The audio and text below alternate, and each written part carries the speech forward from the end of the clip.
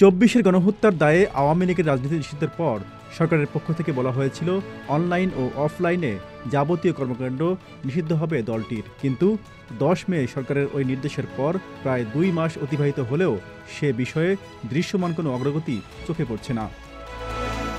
সংশ্লিষ্টরা বলছেন, বরং সাম্প্রতিক সময়ে অনলাইনে আওয়ামী লীগের তৎপরতা আরও বেড়েছে।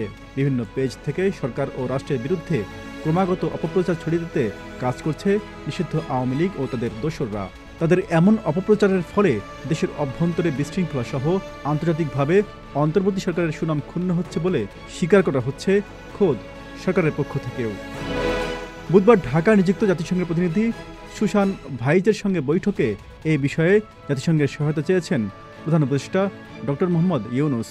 এ সময় ডক্টর ইউনূস বলেন, আমাদের মূল সমস্যা হলো মিথ্যা তথ্য ও ভুয়া খবর।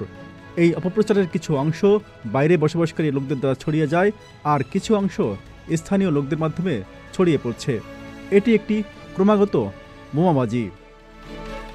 বিশেষজ্ঞরা বলছেন, ভারতীয় গুজব মিডিয়া, বিদেশে পালিয়ে থাকা আওয়ামী লীগ নেতাকর্মী, এমনকি দেশে থাকা তাদের সাঙ্গপাঙ্গদের অপপ্রচার চাইলেই বন্ধ করা সম্ভব। অনলাইনে ছড়িয়ে পড়া এসব অপপ্রচার বন্ধে এখনই পদক্ষেপ না নিলে সরকারকে তার মূল্য দিতে হবে বলেও মনে করছেন বিশেষজ্ঞরা। Z news, Dhaka.